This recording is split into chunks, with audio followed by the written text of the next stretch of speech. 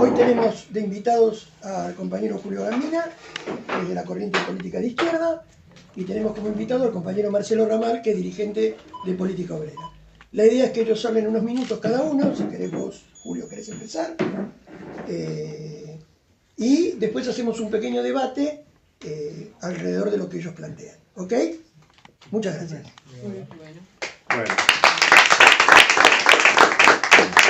Muy buenas tardes, compañeras, compañeros. Muy grato de la invitación. Sara, que fue la gestora inicial, y cuando me dijo, ¿tenés algún problema en que hablemos junto con Marcelo? Con Marcelo nos conocemos hace muchos años, hemos compartido cátedra en Rosario, nos hemos visto en muchas movilizaciones, luchas, así que es un gran placer estar con todas, con todos, con todes, y especialmente con Marcelo, para este debate tan importante. Bueno, decirles que yo soy un asiduo participante de los miércoles, porque soy miembro de la Mesa Coordinadora de Agrupaciones Jubilados y Pensionados. Ustedes saben que la mesa, bueno, viene sosteniendo esto de los miércoles hace décadas, no digo siglos, porque el tema no era tan dinámico antes, pero hace muchísimos años que estamos haciendo esto. Y por integrar la mesa, yo soy parte de la comisión de estudios de la Unión Internacional Sindical. Es un sindicato internacional de jubilados y pensionados que está vinculado a la Federación Sindical Mundial. Es el único sindicato mundial de jubilados. Y yo estoy en la comisión de estudios de esa entidad. O sea, tengo una presencia activa en el movimiento de jubilados, de jubiladas, y por lo tanto hablo como integrante de la reivindicación que hoy tienen los jubilados y jubiladas. Por eso me parece que es muy bueno, y cuando Sara me dijo de esta iniciativa, me parece muy importante que nos reunamos, conversamos, discutamos, porque como bien se dijo, lo decía Federico cuando presentaba el tema de la biblioteca, no es tan sencillo y juntarse. Es muy importante lo que estamos haciendo los miércoles. Cualquiera puede contar, la historia de los miércoles no es sencilla. Recién en los últimos, hasta podríamos decir, en las condiciones de este gobierno, es que se ha producido una confluencia. Hemos hecho ya 2 plenarios con una participación muy amplia, con un abanico de organizaciones muy diversas, donde recién hablaba Federico de la unidad. Bueno, yo quiero rescatar que ese es el tema más importante, porque tenemos matices, y a veces no son matices, son diferencias gigantescas. Pero bueno, hay que saber en el momento que estamos. Este es un momento de una brutal ofensiva del capital contra el trabajo. No estoy hablando solo de Milei, porque la agenda de Milei es coherente con una agenda que el capital a nivel global está planteando en un momento que tiene dificultades para la valorización de los capitales. Entre otros temas, y por el poquito tiempo que tenemos, a los grandes capitales les interesa en la Argentina y en todo el mundo manejar el Fondo de Garantía y Sustentabilidad.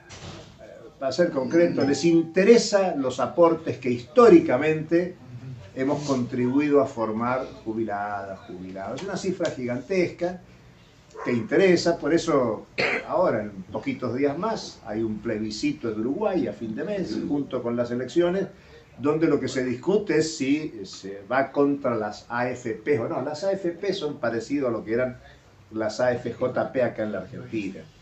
Menciono esto porque Uruguay está acá al lado, es el mismo problema que tenemos nosotros. El objetivo del gobierno es privatizar el régimen jubilatorio de nuevo. Si pueden volver a instalar las AFJP, lo van a hacer.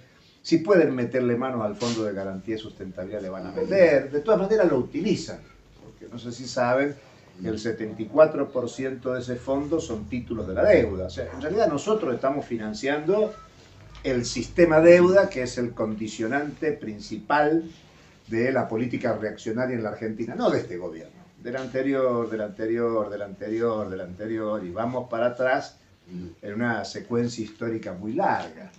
Y el 15% del fondo de garantía está en acciones de las principales empresas capitalistas, mayoritariamente transnacionales, y si tienen origen local están vinculadas a los capitales internacionales. Entonces, nosotros estamos, este es el momento en el que estamos. Por eso es tan importante juntarse, esta reunión. Por eso es bueno juntarse los miércoles. Por eso este viernes nos juntamos en la Puerta del PAMI, por los medicamentos. Todos ustedes, ¿qué les voy a contar? Acá todos sabemos lo que pasa. Yo puedo contar mi historia y cada uno la propia de medicamentos que hasta hace un mes eran gratuitos, ahora tenemos que pagar. Yo pago por los medicamentos que antes recibía gratuitamente. A nuestra edad todos tenemos un medicamento, 2 medicamentos, 3 medicamentos y tenemos que pagar. O sea, no quiero abrumarlos con datos, pero en un estudio que hacen compañeros nuestros de Rosario, desde comparando lo que el Estado ha gastado en jubilaciones hasta agosto de este año, el ahorro del Estado es de casi 7 billones de pesos. Esos son casi 7.000 millones de dólares el tipo de cambio oficial de hoy. Para hacerlo fácil, les queda claro que 7.000 millones de dólares es una cifra gigantesca. Eso es lo que el Estado ha dejado de pagar. Por eso es el superávit fiscal, cuando Milei se jacta de que es el ajuste más grande. Sí, el ajuste más grande que hiciste contra nosotros. Eso es jubilaciones, pensiones de menos que hemos recibido, bueno, deterioro de la calidad de vida de la población adulta mayor. Entonces hay temas muy de fondo que a nosotros nos preocupan, nos interesa, hay que juntarse. Y el tema de la unidad es un tema delicado, muy delicado, porque si uno tiene que pensar en qué momento estamos haciendo nuestra lucha, es un momento de una tremenda y terrible fragmentación del movimiento popular. Estamos fragmentados, estamos divididos. Digo movimiento popular y quiero extenderlo. Bueno, nosotros ambos dos militamos en la izquierda. Militamos en una izquierda que no tiene representación parlamentaria. Pero más allá de tener o no representación parlamentaria, la izquierda y el movimiento popular está profundamente dividido. Y el movimiento de jubilados ha puesto durante muchos tiempos, en el último tiempo, uno de los temas más calientes de la política en la Argentina. Porque la indignación que ha generado, bueno, a Sara le aplicaron gas. La imagen que tengo de Sara llorando, pero era producto de la confrontación, de ponerle el cuerpo. Sara y muchos compañeros acá le ponen el cuerpo regularmente a la represión. Pero hay una solidaridad inmensa en la población argentina con los jubilados. Ahora aparece un tema que para nosotros es muy importante y hay que ver cómo lo vinculamos, que tiene que ver con la universidad, con los jóvenes. Los gases aparecieron ayer en Quilmes. Y la confrontación, esto es un tema para nosotros, tiene que ser muy importante. Acá se ha despertado el movimiento estudiantil, en los niveles que está. Estamos hablando, hoy es martes, el jueves empezó la movida, se levantó para el viernes porque fue feriado, ayer empezó, yo no tengo el dato exacto, pero estamos hablando de 100 facultades tomadas en todo el país. Y es el movimiento estudiantil. La movilización de abril no fue del movimiento estudiantil, fue de la comunidad universitaria en su conjunto. Ahí nos cruzamos con Marcelo también en esa movilización. La movida de octubre fue principalmente de los gremios, docentes y no docentes, reclamando por el atraso de los salarios de los docentes, de los trabajadores universitarios. En cambio, ahora lo que está puesto en dinámica es el movimiento estudiantil. Y cuando uno piensa en movimiento estudiantil, podemos ir rápidamente desde la reforma universitaria al rosariazo, el cordobazo, al momento de máxima acumulación de poder popular en la Argentina y de alguna manera en el plano mundial. Y recientemente en América Latina uno tiene que pensar en la juventud y los estudiantes chilenos y colombianos. Y vaya si cambió, uno puede tener críticas al actual gobierno de Colombia, al actual gobierno de Chile, pero sin lugar a dudas generó expectativas de cambio, nada menos que Chile, el territorio de la dictadura pinochetista donde empezó esta experiencia de ensayo de lo que hoy llamamos neoliberalismo. O sea que la juventud y el movimiento estudiantil tenga una dinámica de protagonismo es muy importante, con lo cual para nosotros un desafío es vincular la lucha del movimiento de jubiladas y jubilados con el movimiento estudiantil, potenciar las solidaridades múltiples y contribuir a generar algo que está faltando en la Argentina, que es una dinámica de masas masiva una densidad política suficientemente fuerte para confrontar con la ofensiva verborrágica, reaccionaria, audaz que tiene el gobierno de Milei, con un proyecto ideológico propagandístico muy mentiroso. Bueno, hoy volvió en la tele a insistir que los jubilados ganamos más en dólares que a comienzo de su gobierno. Bueno, lo cual es cierto. Lo que pasa es que la canasta que necesitamos para vivir también está en dólares muy por encima de nuestra capacidad de satisfacer necesidades. Todos saben el dato. La mayoría de los jubilados cercanos a la mínima estamos apenas en un tercio de lo que necesitamos para reproducir la vida cotidiana. Entonces, es un mentiroso consuetudinario, pero bueno, trabaja con redes, con medios de comunicación, con la complicidad. Yo no sé si ustedes lo vieron, yo tuve la desgracia de verlo y cada vez que puedo lo leo, lo escucho, lo veo. A Milei hoy estuvo con Laje y las repreguntas daban risa. No hay repreguntas, son periodistas que sea el pelado de La Nación Más o Majul o todos los que lo entrevistan, pero eso actúa sobre la conciencia de la sociedad. Y hay una parte importante de jubiladas y jubilados, de jóvenes, de sectores empobrecidos que han dado consenso electoral y que todavía le están dando consenso político.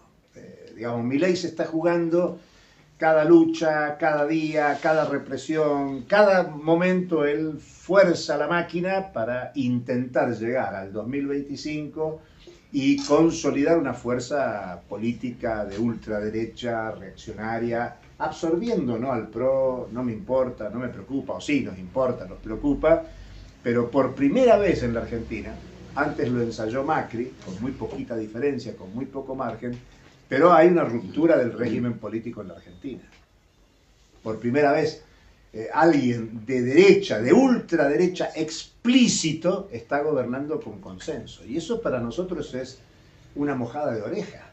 Es un desafío muy grande. ¿Cómo hacemos para confrontar este proyecto? Y bueno, lo que tenemos desde el punto de vista de la oposición es una fragmentación muy grande. Yo lo digo en términos muy generales, si hay tiempo lo debatimos. El peronismo está en un proceso de reestructuración que vaya a saber por dónde va. Tan reestructuración que Cristina Fernández, después de haber dicho durante años que no se iba a presentar, dice que yo quiero presidir el partido y tratar de poner al peronismo para confrontar. La izquierda, con representación parlamentaria, que tiene un grado de visibilidad, no termina de hacer una propuesta de amplitud y por lo tanto eso es un desafío para quienes militamos en la izquierda y no somos parte de esa expresión, y pensando en el peronismo y en la izquierda, en un amplio abanico, pensar cómo confrontamos con el seguidismo centroizquierdista, neodesarrollista, de que algunas cosas se pueden cambiar o no, y la concepción sectaria. Una concepción sectaria de que vengan todos a mí, que yo soy la solución. Es un desafío para todos nosotros. Por eso es tan importante la movilización de los miércoles, los plenarios, donde podemos decir cosas distintas, pero en unidad. Donde discutimos, bueno, y habrá que ver quién tiene a la larga razón. Si este grupo, aquel grupo, el otro grupo, pero todos en unidad, generando una masa suficientemente importante que confronte.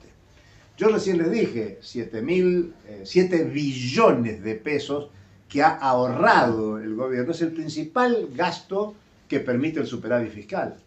Después vienen otros, que es la reducción en salarios estatales, que es la disminución de los subsidios por servicios públicos que terminamos pagando, la inversión pública que estuvo parada, las transferencias a provincias, pero la jubilación al frente en primer lugar.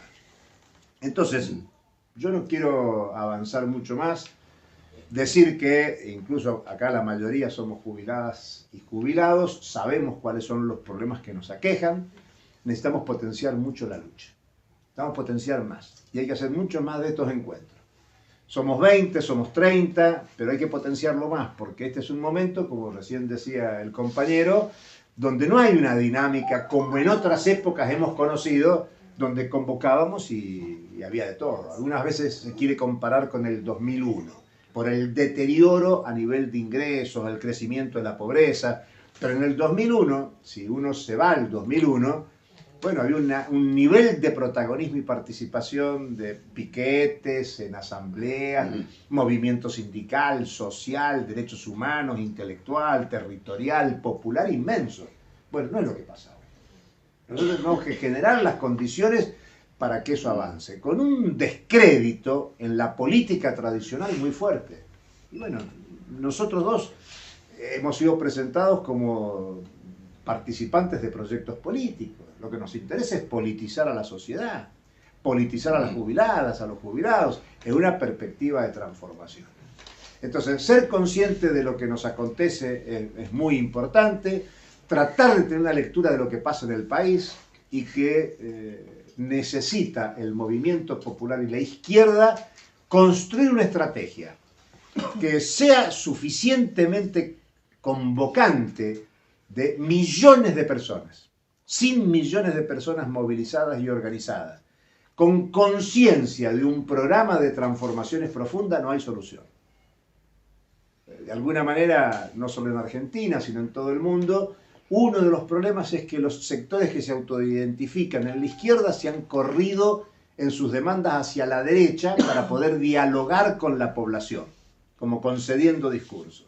Yo creo que este es un momento para ser mucho más firme en el discurso, pero no tiene que ser un discurso de minorías, sino que tiene que ser un discurso de mayorías.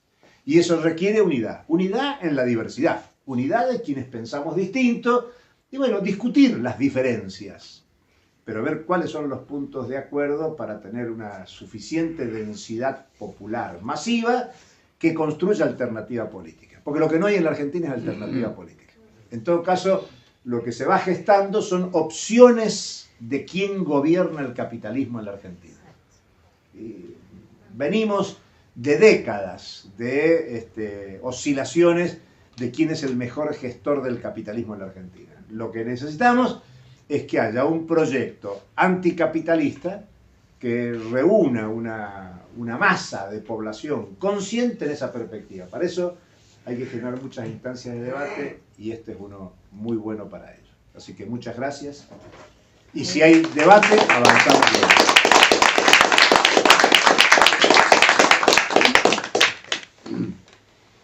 Bueno, agradecer también la invitación. Una alegría verlo a Julio. Bueno, lo que él contó de su participación internacional me parece interesante porque creo que un buen punto de partida para abordar la cuestión jubilatoria es hacer una comprensión internacional de lo que está ocurriendo con la cuestión jubilatoria. Porque el tema de la Argentina no se puede considerar como un fenómeno particular.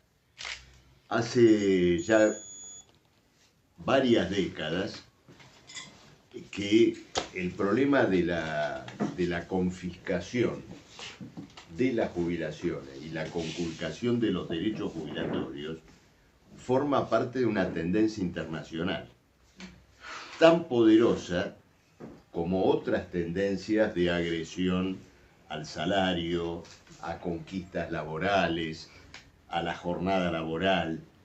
Bueno, y varias de estas están combinadas con el propio problema jubilatorio.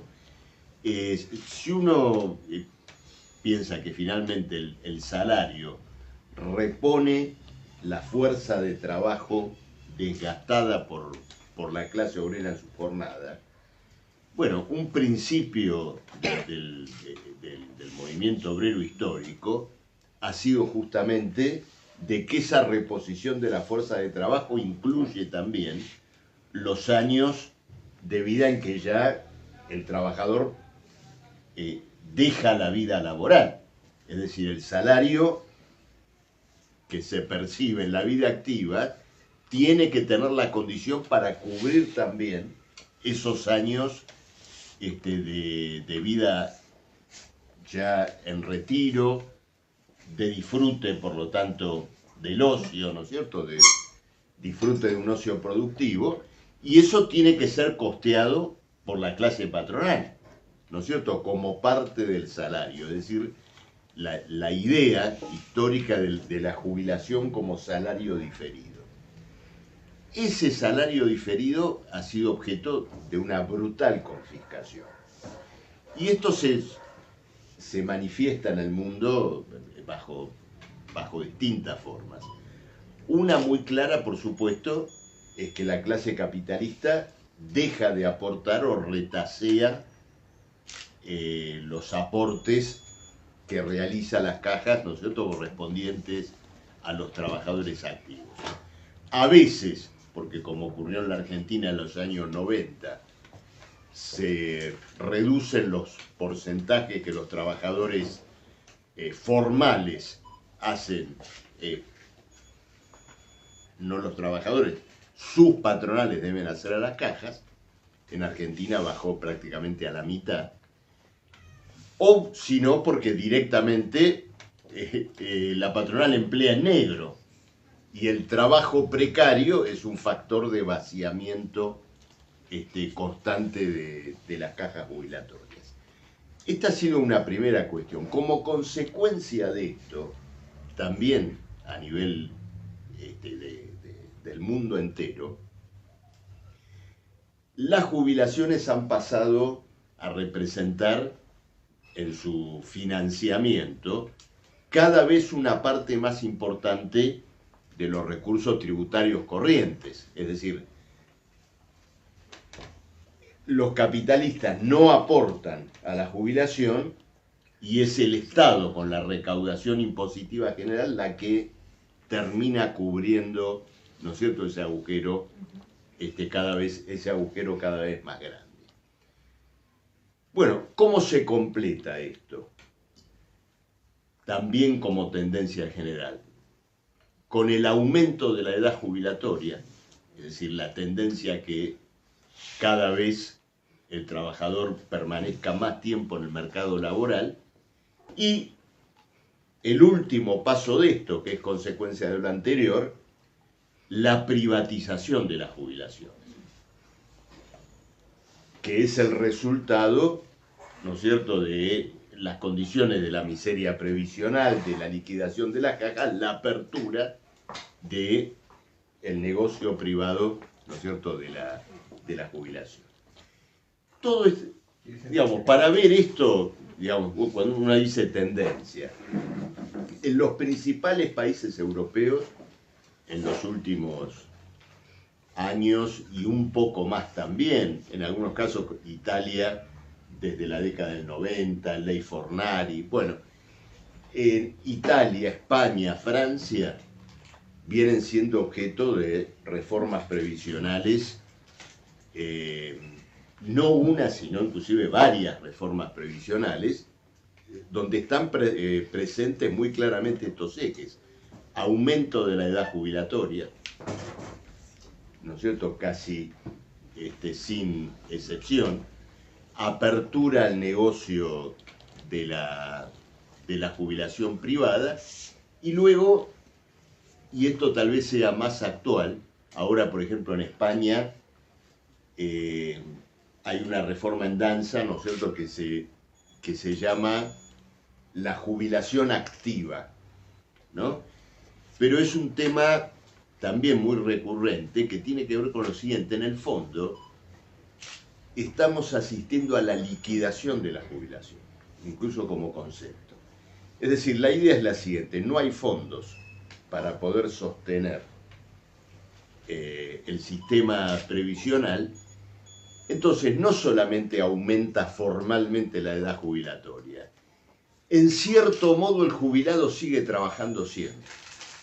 Entonces se arman esquemas, como hay ahora en España, donde de pronto cobras el 40% al principio y seguís trabajando, después cobras el 60% pero vas aportando, y finalmente cuando cobras el 100%, bueno, cobras el 100% pero ya estás a un paso, ¿no es cierto?, del cajón. Es el régimen, ¿no es cierto?, del trabajo permanente y en última instancia de la liquidación de la jubilación. Incluso hay teóricos de esto. que han desarrollado el concepto, ¿no es cierto?, de la sociedad multigeneracional, donde ahora duramos tanto, estamos tan bien, ¿no es cierto?, y hasta los 80 yendo al gimnasio y todo lo demás, que bueno, si vamos al gimnasio también podemos trabajar. Y por lo tanto, seguimos trabajando, seguimos aportando, y con un lenguaje modernoso se liquida el principio de la jubilación como conquista obrera, ¿no es cierto?, como conquista de la clase trabajadora. Esto, por supuesto, es una tendencia mundial, y a la par de esta tendencia, que es por un lado, ¿no es cierto?, una confiscación a la clase obrera, se desenvuelve en las entrañas de toda esta confiscación una operación financiera fabulosa, que es el desarrollo de los fondos de pensión privados. Miren, un fondo conocido nuestro, BlackRock, tiene en este momento la mitad de los fondos que maneja provenientes de fondos de pensión. Y ha armado aparte un mecanismo colusorio que es perverso, porque como capta recursos y muchas veces los invierte en empresas o grupos económicos en los cuales la propia BlackRock es accionista, bueno, la posibilidad de que esos fondos sean confiscados en una operación turbia, donde se fingen utilidades que no existen, o se fingen perjuicios, ¿no es cierto?, que no existen, bueno, llevan a algo que suele ocurrir recurrentemente con los fondos privados, que es el gran quebranto, ¿no es cierto?, y la pérdida de los capitales que fueron compulsivamente invertidos por los trabajadores. Alguien dice, bueno, el fondo de pensión, la AFJP, lleva a la quiebra porque el capitalismo quiebra siempre, lo cual es cierto, pero en la quiebra del capitalismo siempre hay uno que sale primero y hay uno que sale último.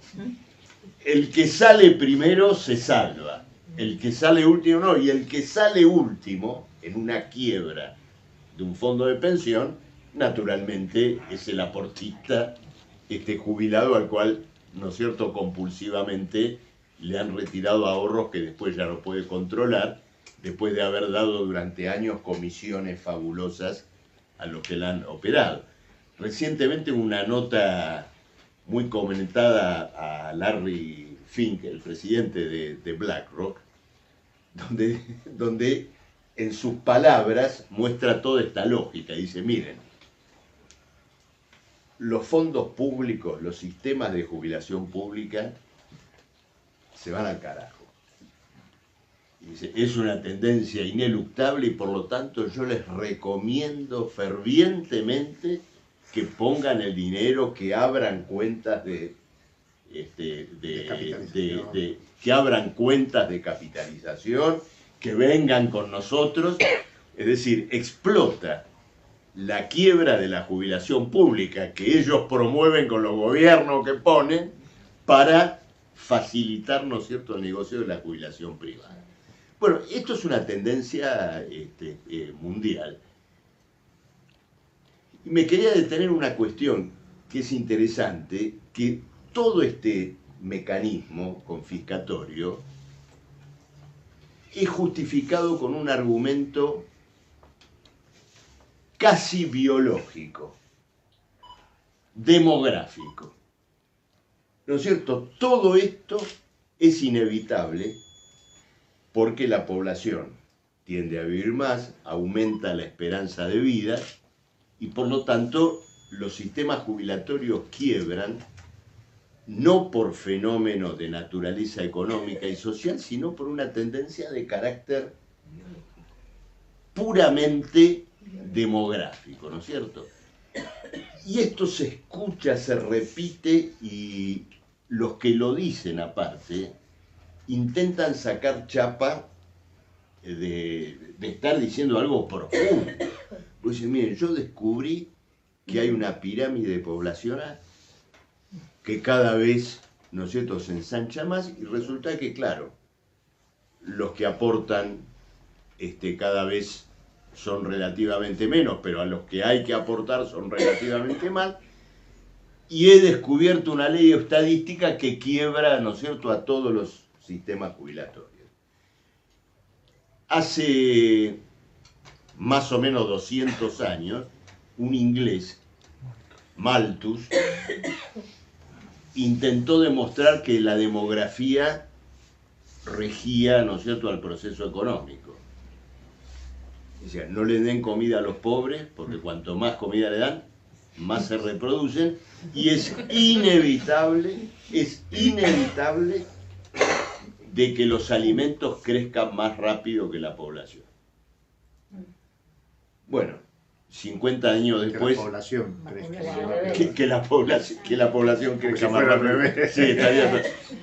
Que la población crezca más rápido que los alimentos. Bueno, 50 años después, Marx en El Capital le explicó que las leyes de población son leyes sociales. El ser humano no es un conejo. No se reproduce sobre la base de principios biológicos, sino que está sometido a leyes históricamente determinadas, donde influye el carácter colectivo de su organización social, su cultura, su propio desarrollo material, y por supuesto esas leyes de la demografía han cambiado. Pero, volviendo al tema de las jubilaciones, esta nueva ley de población por la cual hay una fatalidad, ¿no es cierto?, con la población adulta, es un estricto resultado de un proceso también históricamente determinado, que es la aplicación de la ciencia y la tecnología, ¿no es cierto?, al proceso social general. Y en términos, ¿no es cierto?, más amplios, es un resultado en el aumento del rendimiento del trabajo. Es decir, el ser humano vive más como parte del proceso, ¿no es cierto?, que lo ha llevado a extraer en su contacto con el medio natural una cantidad de riqueza social, ¿no es cierto?, cada vez mayor. Por las mismas razones por las cuales aumenta la población adulta mayor, por las mismas razones la sociedad crea los recursos para sostenerla. Bastaría que esos recursos fueran socialmente apropiados para poder sostener ampliamente y holgadamente ese aumento de la esperanza de vida, sin llevar, por ejemplo, a la condena del trabajo hasta los 70 años o más. Pero esto, que es algo tan claro, sin embargo es sistemáticamente ocultado, y esa supuesta ley demográfica se presenta como una fatalidad que debería condenar al jubilado. Es decir, en la época del chat GPT, la inteligencia artificial, todo lo que conocemos, la humanidad estaría condenada a asesinar de hambre a los adultos mayores. Es increíble, ¿no es cierto? No tiene, digamos, es una demostración de cómo la defensa de intereses sociales decadentes lleva también a la prostitución intelectual y, en última instancia, a la imbecilidad intelectual, ¿no es cierto?, como ocurre en este caso. Entonces, este proceso, ¿no es cierto?, ha tenido un alcance general y es una tendencia mundial, ¿no es cierto?, a la confiscación previsional por un lado, y por el otro lado a su privatización. En la Argentina todo esto, en la medida que yo recién lo mencionaba, ustedes mismos se han dado cuenta de cómo se ha procesado en la Argentina. Tuvimos las AFJP, llevaron a la previsible quiebra. La salida de esa quiebra con el kirchnerismo que apareció en nombre, ¿no es cierto?, del rescate de los aportes previsionales, condujo, sin embargo, a una variante particular de esa privatización, es decir, a otra variante y no a un verdadero rescate jubilatorio. ¿Por qué? Por lo que señaló recién Julio, ¿no es cierto? Casi las 3/4 partes del Fondo de Garantía de Sustentabilidad terminó siendo dedicado al sostenimiento de la deuda pública. Entonces, el capital financiero, por otro camino, mediado por el Estado, continuó siendo el gran vehículo de los aportes previsionales y se reprodujeron otras variantes de miseria previsional para sostener, ¿no es cierto?, ese fondo de garantía en función de las necesidades de la deuda y del capital financiero. En los últimos años tuvimos probablemente, digamos, la gran calecita en torno de esta cuestión de la movilidad jubilatoria, donde esencialmente nos hemos movido, ¿no es cierto?, en torno de dos dinámicas. Cuando el Estado, sin importar el gobierno, cuando el Estado vio que la economía podía crecer, apartó al criterio del crecimiento económico del ajuste jubilatorio y lo dejó sometido, por ejemplo, a la inflación. Cuando preveía que la inflación iba a ser suficientemente alta, sacó a las jubilaciones, sacó a la inflación, ¿no es cierto?, del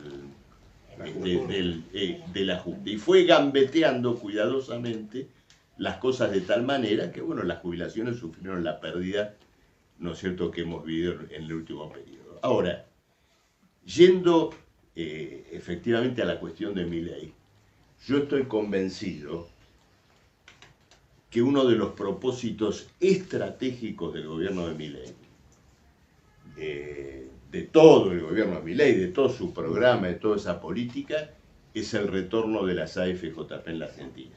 Es un propósito estratégico. Por eso se empeñó tan fuertemente en no dar el brazo a torcer con este 7%, con esta ley, ¿no es cierto?, misérrima, que incluso en esas condiciones vetó, porque la premisa del sistema jubilatorio privado es el achatamiento profundo de las jubilaciones estatales. Del mismo modo que la miseria previsional, la miseria salarial en las universidades y el ahogo presupuestario y todo demás es funcional al desarrollo de la industria privada, ¿no es cierto?, de la educación superior.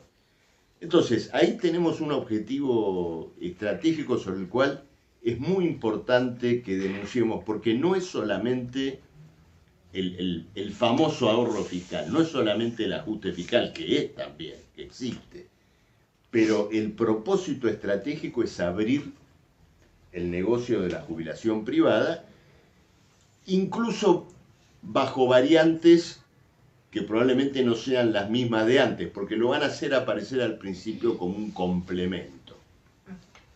Es decir, que el trabajador que pueda, que quiera, ¿no es cierto?, pueda realizar aportes bajo la variante de un complemento y abrir un negocio sobre la base de un negocio, no un negocio, un importantísimo negocio, detrás del cual está la base social empresarial fundamental de Milei y de Caputo.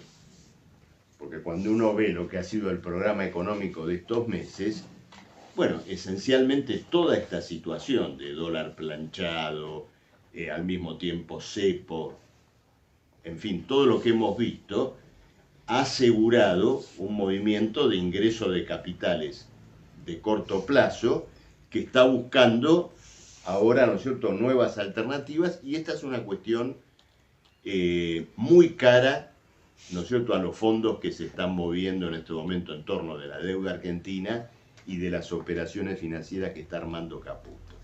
Dejo para el final una cuestión en relación a algo que planteó Julio, que me parece importante.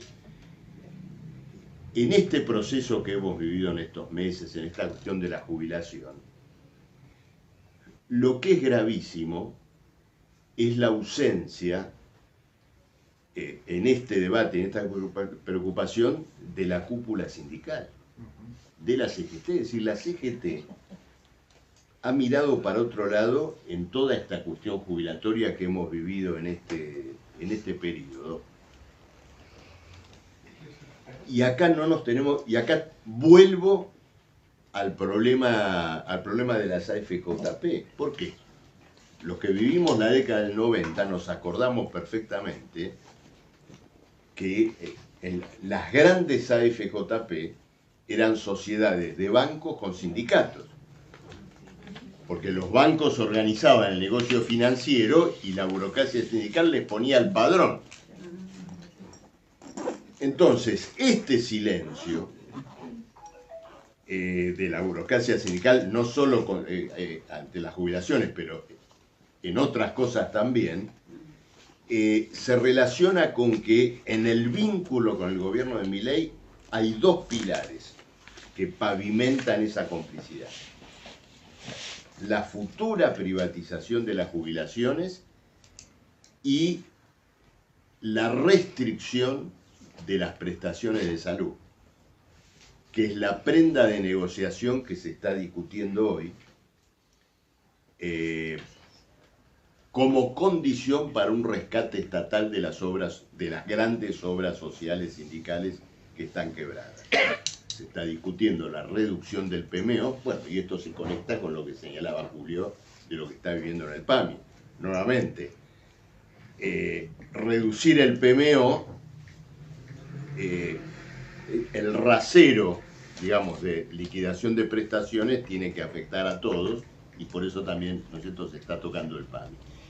Y en esta cuestión, cuando hablo, ¿no es cierto?, de esta cuestión de la burocracia sindical, creo que es importante esto que tanto se ha escuchado en estos meses: no pasa nada, no hay reacción, no hay reacción. No confundamos el inmovilismo de los de arriba, de los que debieron haber encabezado una reacción respecto a todo lo que está pasando, de las múltiples expresiones de lucha, de reacción que hemos vivido en este tiempo. Hoy tenemos la juventud, las acciones de los jubilados han sido importantísimas porque colocaron, ¿no es cierto?, un principio de lucha callejera, de acción directa que no se había colocado en otras movilizaciones. Quiero señalar un gran mérito que tuvieron las movilizaciones de jubilados, que además de defender las reivindicaciones que estaban en curso, defendieron el derecho democrático a la ocupación del espacio público para luchar. Con el cuerpo. En un país que se estaba acostumbrando a las movilizaciones con tobillera electrónica, ¿no? Todos subiditos a la plaza, todos subiditos a la vereda, ¿no es cierto?, no incomodar a nadie. Los jubilados ganaron la calle y defendieron el derecho a movilizar, y eso sentó un precedente extraordinario. Entonces creo que, indudablemente, esa lucha jubilatoria ha sido el prólogo de lo que hoy tenemos en las universidades, y probablemente el anuncio de un cambio de tendencia, ¿no es cierto?, de un viraje que tenemos que alimentar, que tenemos que desenvolver, y sobre el cual indudablemente vamos a poder también desarrollar una conciencia política superior y una alternativa política contra la confiscación a la cual el capitalismo, sus gobiernos nos están sometiendo, y el desarrollo, por lo tanto, de una acción obrera, socialista, acorde con la catástrofe que estamos viviendo, ¿no? Bueno, paramos acá y...